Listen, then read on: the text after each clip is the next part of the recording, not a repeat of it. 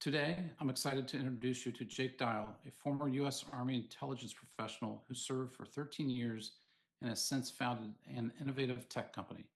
Jake has over a decade of experience leading research and development teams and rapid prototyping efforts in big data and advanced analytics, working on classified and unclassified projects for military and government clients. In 2021, Jake co-founded Certus Core, a Tampa-based company specializing in generative AI data transparency solutions.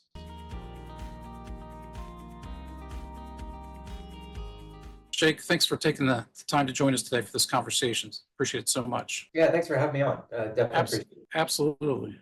Looking forward to it. We're going to start with name, rank, and serial number, if that's okay.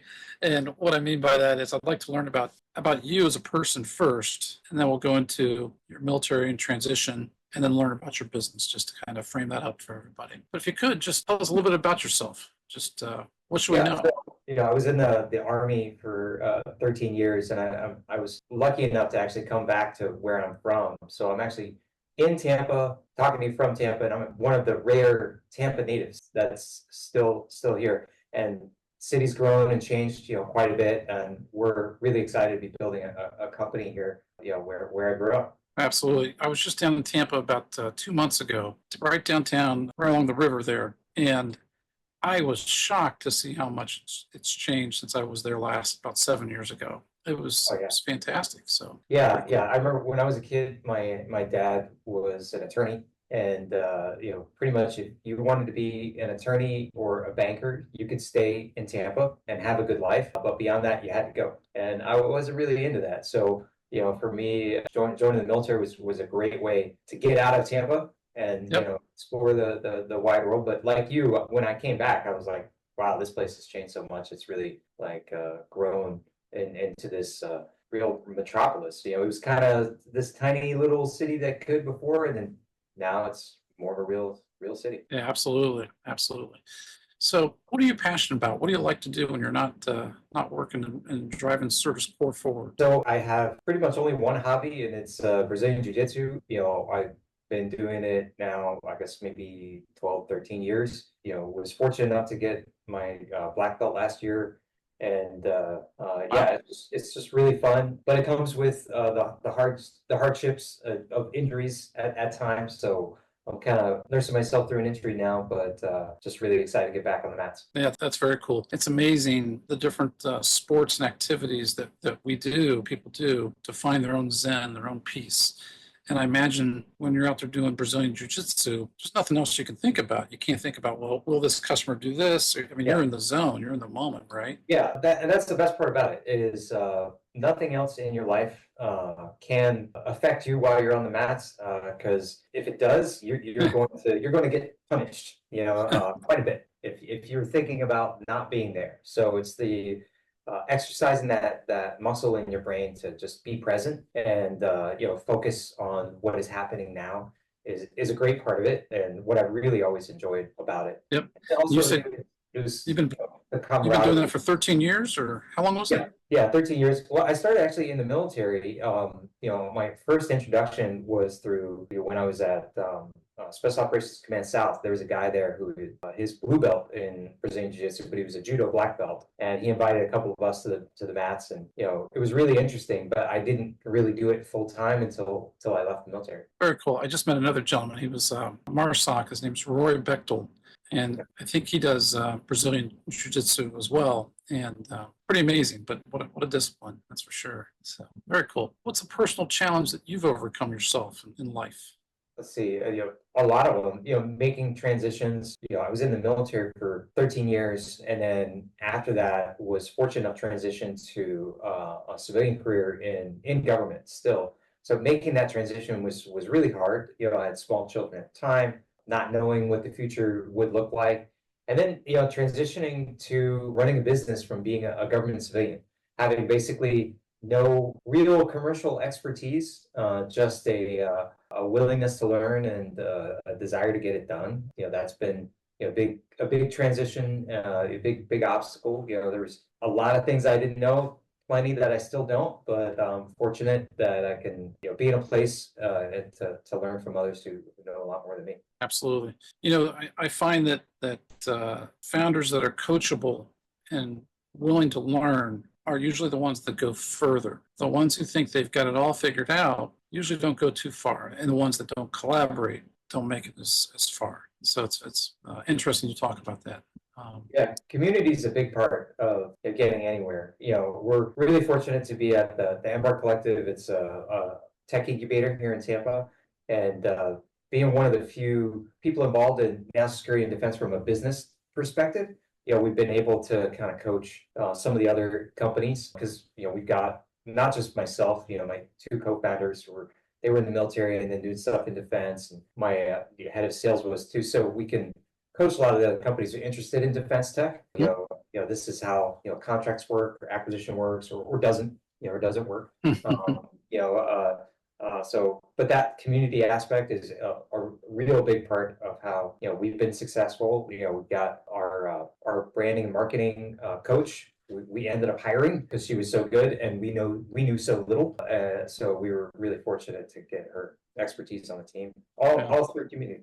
Short of DC, I think Tampa is probably one of the best places to have a defense tech business, isn't it? Yeah, absolutely. You've got two Central Command and U.S. Special Operations Command. You got a Theater Special Operations Command with SOC CENT, Special Operations Command Central. You've got all these other, subordinate elements under CENTCOM. You've got the Air Force unit that's here, 6th Air Wing, Air Refueling Wing. So there's a lot just out of McDill. And then there's such a deep amount of talent that's in the local area as a result. So a lot of opportunity here for sure. Absolutely. That's great.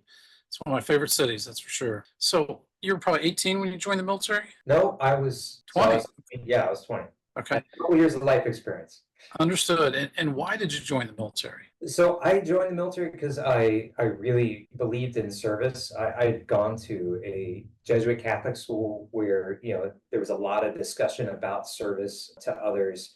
And, fortunately, I came from a family that had a deep background in service. My grandfather was in the Army Air Corps, then the Air Force. My dad was in the Army, briefly, so it was an opportunity to grow and to learn in a way, and then also to have a path towards a potential career.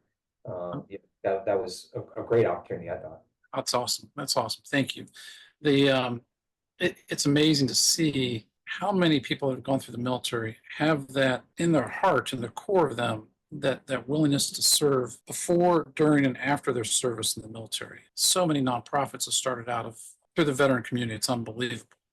The give back that's built into the average veteran. So it's pretty cool. Yeah, and that's part of why we ended up actually starting our business. It's kind of a weird turn of events. It's all about national security and defense, and me and my two co-founders, we were in and then trying to deliver and trying to change things on the inside. There was this limitation of like, well, you can't do that. You're not a business. You can't write software. You can't deliver this stuff. And we were building a program office to do something, and then finally it was like, well, if we want to really export this and then really have impact, then we need to leave.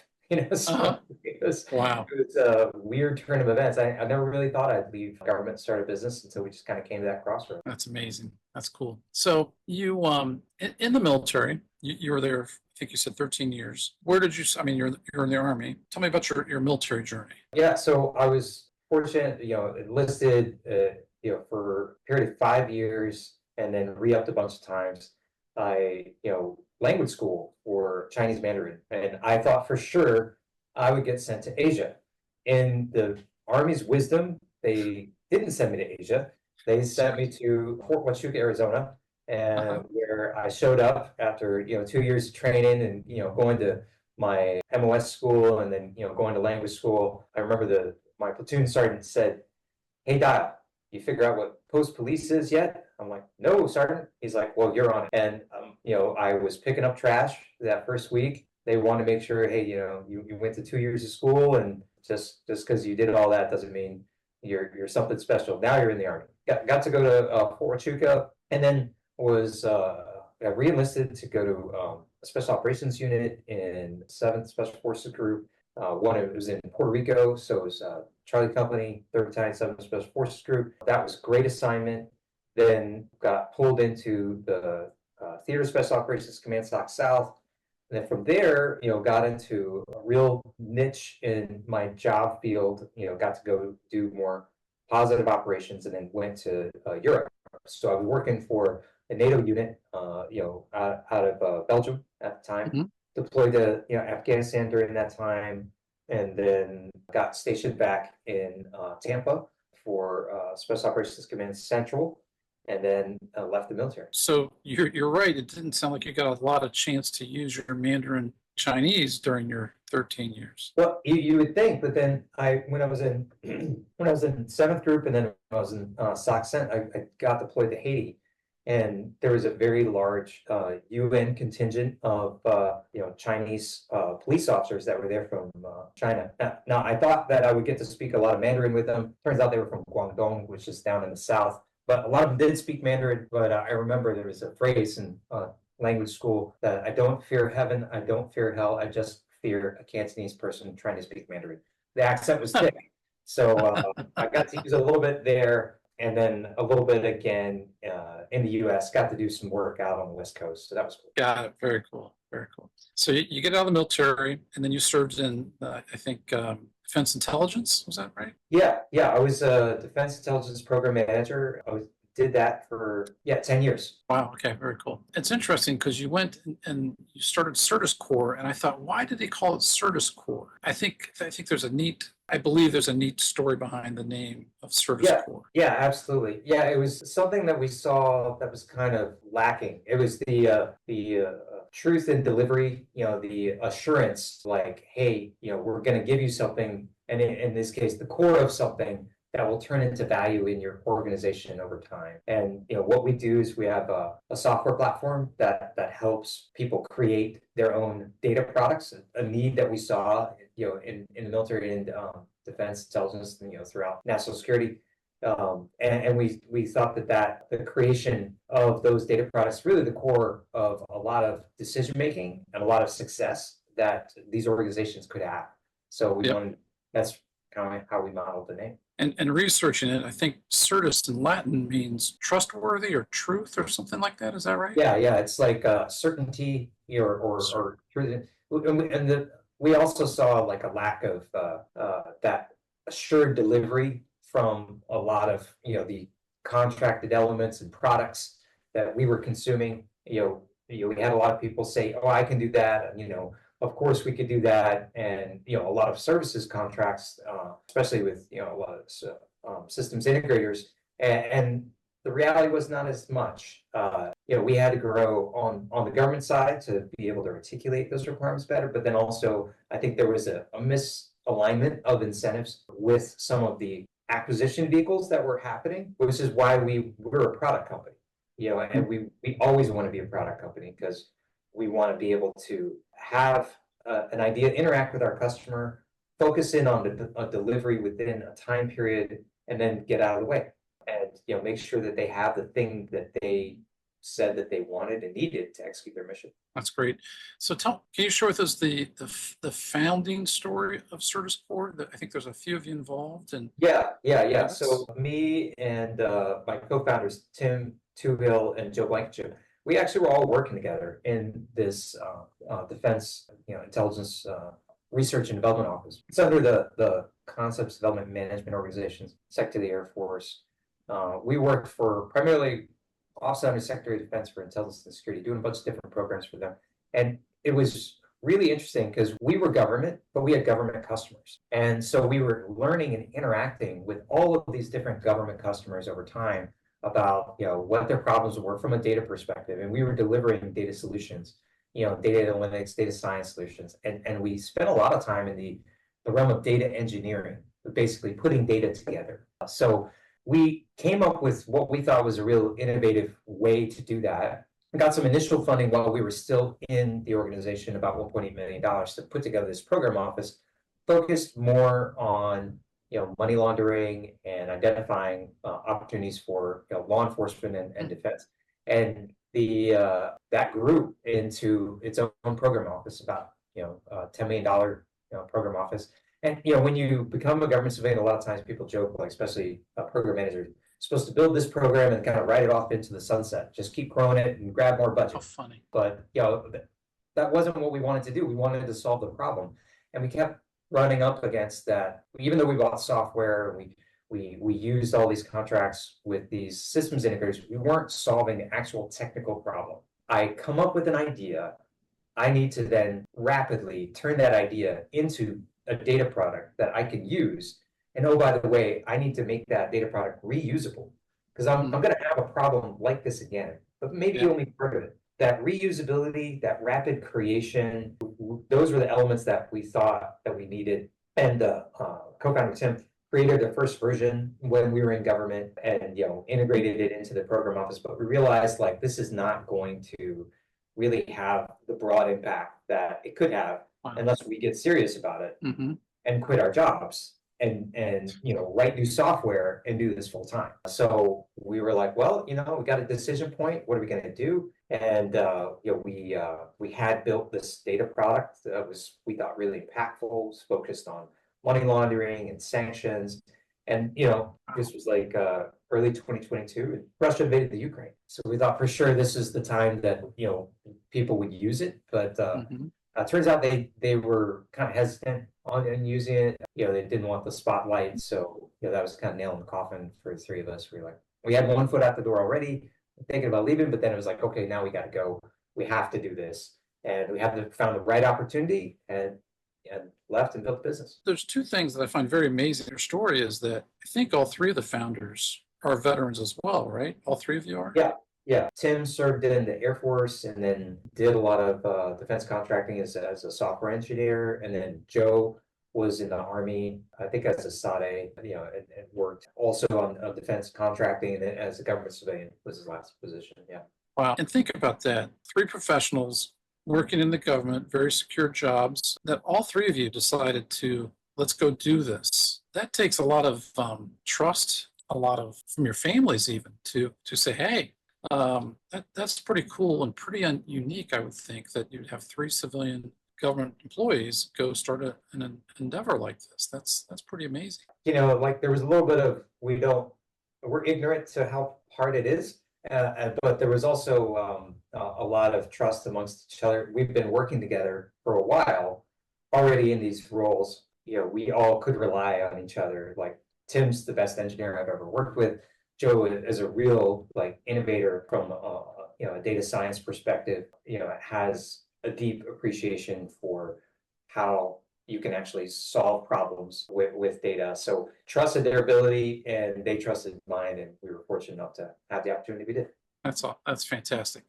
So let's, you're talking about a product. I agree with you. Tell me about the product. How does it work? What's it? Yeah, so we're kind of old school because, sometimes the government we're a licensed software product. So we deploy our software platform to wherever the customer has their data. And we enable them to take their mission, whatever it is, in any writings they have, type it in a prompt or copy and paste it. And it generates the beginnings of a structure for the data product that they're going to create on our platform. They curate it a little bit, and then they get access to their own enterprise data, whatever is relevant. The good part about that process is it tells them what they actually care about from a data perspective. It gives them a value score of like, hey, you care about this data, you don't care about this other data for the mission that they're trying to execute. And then they create their data product, and then they can chat with it. They can prompt-based interact with it. And if they have data scientists, any kind of data professionals, they're given a Python interface so that they can run models against the data, improve the product over time, whatever they decided to create for their mission. And your customers, your ideal client profile is who? So right now it's exclusively national security and defense. We're finishing up a fundraising now, so we plan to expand scope beyond that. But right now it's really truly people in national security and defense who have autonomous systems and sensing related data problems, as well as vendor threat mitigation, supply chain and logistics related data problems. Big problems, yeah, big challenges. Yes. And lots of huge amounts of data that people need to sift through. There's a lot of complexity, and people who've been doing this, they know they lose a lot of time And time is, if you've ever been in any kind of conflict, time is the utmost important thing. It comes before everything. Speed to action, speed to decision is what wins conflict. So that's what we're trying to support, increase lethality through speed to decision. Yeah, it's really interesting because I keep coming back to your name of the company is that speed is important, but so is having that right data and having that certainty of Certus, the core, having that correct. You have to trust it. If you don't trust your data, then you're not going to use it to make decisions. We always say bad data leads to bad decisions. Invariably. That's great learning. So what's one thing that's helped you? Well, let me take a step back. You just mentioned you're doing a fundraise. Are you doing a Series A? Where are you in your fundraise? We're finishing up our seed round. Fantastic. Yeah, we were fortunate. We had a lot of wins early on. We were able to build up the business primarily just on the wins that we had, and also we had some early angel investors that invested in us, and then now we're going to our seed round. We're going to come back to the major obstacle or opportunity in a second, but what's a learning that other founders, other military community founders would learn that you might want to share with them regarding fundraising? What's been a big learning you've had in doing learning the audience. Investors are very different. They're all different, they're a different audience from your customers. And sometimes investors want to hear the things that you're saying to your customers, and sometimes investors want to hear things that matter to their investment. And they all have different theses. They all think about an investment in a company like yours differently. We're fortunate to have like our lead investor in this round, Tampa Bay Ventures, really took like a long view, what it is that we could do in the marketplace within national security and defense, but outside of that bubble. And they're all very different. So knowing your audience and knowing how to communicate what is valuable and what things you have to say, and then what things are important to say, or they're very different, because you usually only have a small interaction, a small window, maybe 30 minutes. And Jake, as you're growing the business, do you ever run into the challenge of, should you stay focused on this core market you have that's working today, chase after that next market that you know is there waiting for you, but are you ready for it? Do you ever run into that challenge? Oh yeah, we've found that the best thing that we can do is just focus on where we know that we can succeed, and not try to get too distracted, and then slowly expand out. But there's always opportunity. It's just the limitation you have is your time and your team's time and their ability to focus. So you can only give them so many segments. You can only, with a team like ours of 11 people, really focus on one industry at a time. And national security and defense, for those you don't know that industry, it's so very broad, very, very big.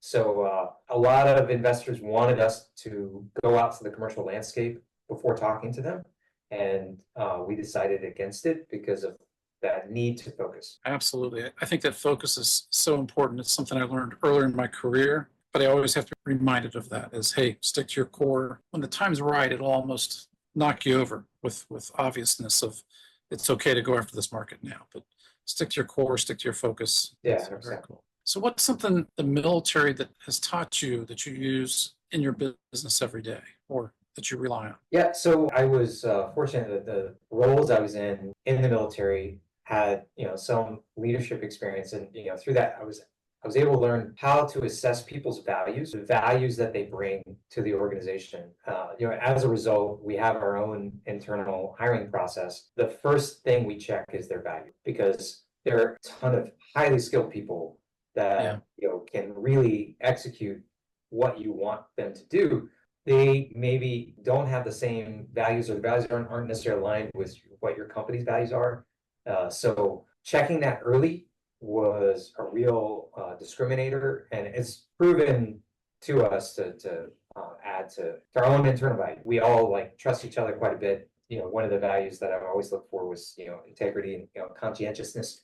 Because there's so many things that in a small early stage company that you can't check. You have to rely on people to do. They have to have their own measure of quality, and you have to trust it. So that values check early on was really key. I think that's an amazing insight that you just shared there. I'll call it the values-based hiring process. And Jake, I hope to buy you a coffee offline sometime and learn more about that. I think that is just key. It's team members are the ones that make the business, make or break, and having that alignment with those values and vision, mission are so critical. So I'd love to hear more about that over a cup of coffee sometime, virtual or otherwise, or next time we get down. Yeah, that'd be great. That'd be great. Thank you so much. Come to Tampa. Any excuse, I'll get down to there. That's for sure, especially in the winter. In the winter. What? So talk to me about a major opportunity or obstacle that you and your team have overcome, and what learnings would other veteran business owners, other founders, be able to learn from that? Yeah, so I think one of the obstacles that we have encountered was we see a lot of businesses that are somewhat similar to us. They have a SaaS product, or their services, a systems integrator. They're not a product company, but they say they do some of the same things. And a real challenge early on was trying to get everyone on the same page of like, hey, we have this product, we deliver this product, and then we get out of the way. And that's hard sometimes for people who've been in our industry for so long, because our industry is all about delivery from a systems integration standpoint. There's the way the acquisition methodology is set up, it's kind of defaulted over to this cost plus system where you have labor that's tracked, and you're supposed to deliver towards milestones and objectives. And people on the other side of the conversation, the government, is used to consuming things that way. When you have a customer set that's used to consuming things that way, you kind of want to default back to that's how we should deliver it. And to a certain degree, you have to satisfy that a little bit, but you also want to over deliver and then show your unique value. So what we struggled with early on, I think, was really this kind of identity crisis about, we have this product, and we know how to do this thing that's different, but people are wanting us to do this more systems integration stuff. And, maybe we should do that. And fortunately, we decided to lean into what we did from a product standpoint, and it's been successful as a result. And do you do like most SaaS companies? Do you charge on a monthly basis, or do you charge on a annual? So we're a licensed software, so we deploy as an annual license. It's kind of old school. Like if one of my investors were like, "Yeah, you shrink wrap the DVD box," I'm like, "Yes." I mean, we're a Kubernetes-based deployment, so maybe not quite like that. But yes, we go to where the data is and deploy there. And if someone needs a hosted solution, then that's something that we would do as well. So are you still with me? I just had a problem with my... Yeah, all good. Got it. Okay, so I just want to make sure we capture that. Natalie does a great job editing out different things for us, so that's for sure. Any other opportunities or obstacles that you think other veteran founders would be able to use? Yeah, I'd say learn about what this discipline is that's called PR, public relations, and marketing, and thought leadership. We didn't know what those things are. We were fortunate. To me, PR meant personal recovery. Like I came from a soft background, and I was like, oh yeah, that's how you get the people out, right? So I didn't know it meant public relations, and I didn't really know what that was. Learning what that is and how it can benefit you, and how you can use those mediums, use those to tell your story, and then hopefully identify customers who can reach out themselves that you never knew you would interact with. It's really, really been key.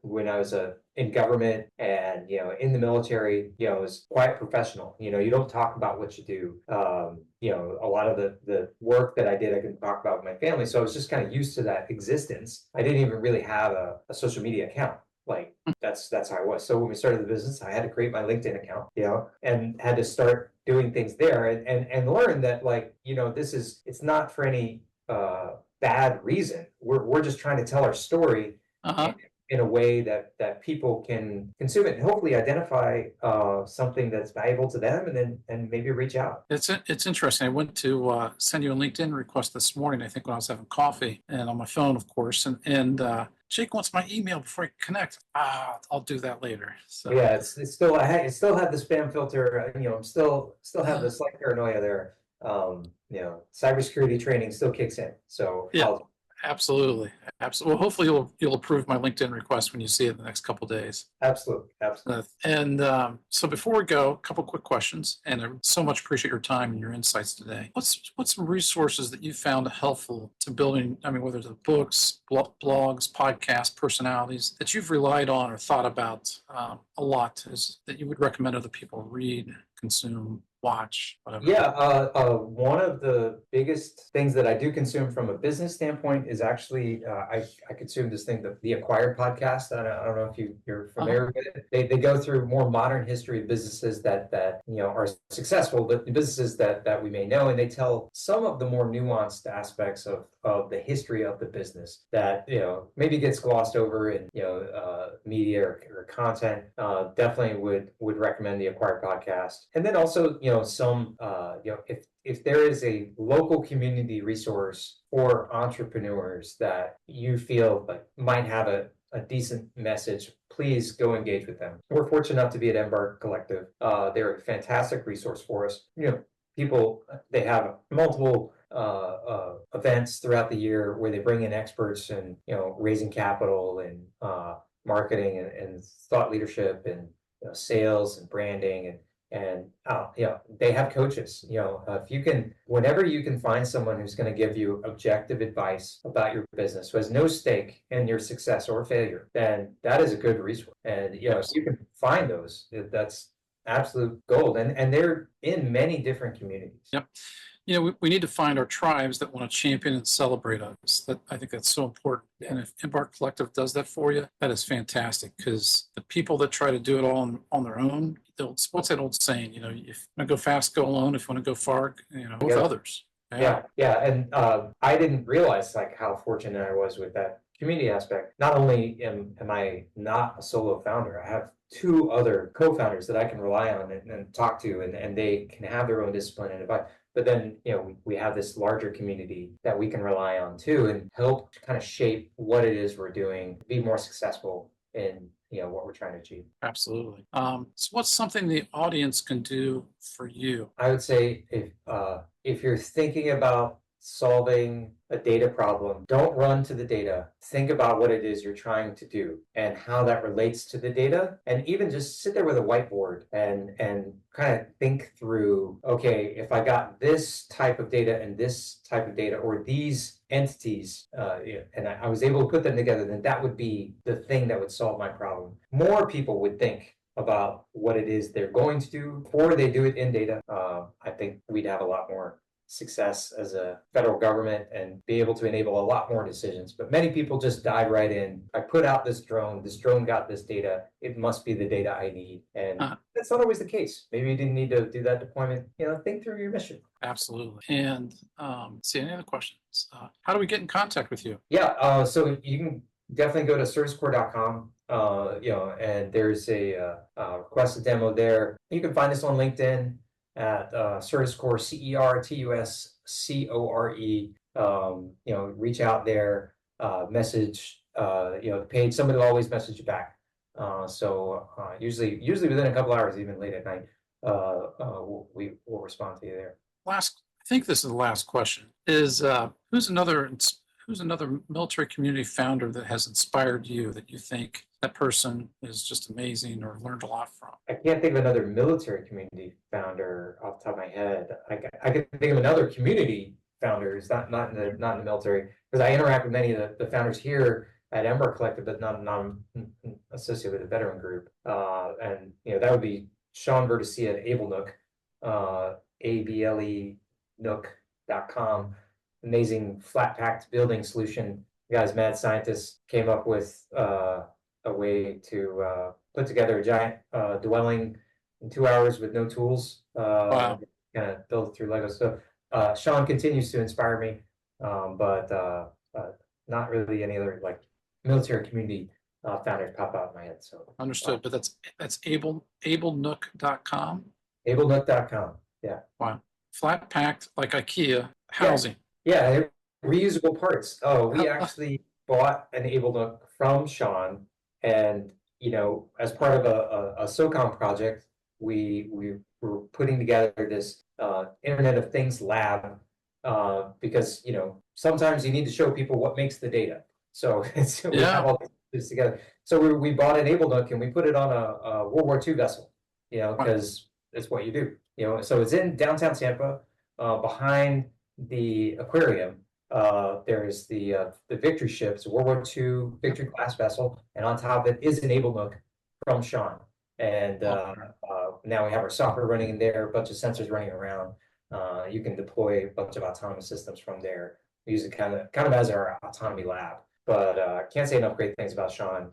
His dedication to the community, and also just the innovative product he has. It can be 1 unit or 2 like ours, or it can be 500 units. And then infinitely expandable. I look forward to read more about that. That's really cool.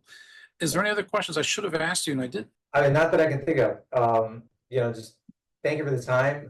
Thank you for the opportunity, and I really appreciate the discussion today. Thank you. Just so you know, we're going to make a $100 donation to our scholarship fund. It's made in honor of Dick Loges. He was one of my grandfathers. Both served in the military. He was one of the first people into one of the Dachau concentration camp. So we make a $100 donation to that scholarship fund in your name. So I really do appreciate your time and your insights today. So thank you very much. Yeah, thank you. And that's awesome that you do the donation and have that scholarship fund. I hope a lot of families are able to use it to get further than where they could have been without it. Thanks for joining us on the MilCom Founders Podcast. If you know a MilCom founder with a story to share, reach out to us at milcomfounders.com. For each guest on our show, One Degree Financial donates $100 to the Dick Loges Veteran Entrepreneur Scholarship Fund, supporting education for children of a MilCom business owner. Stay ready.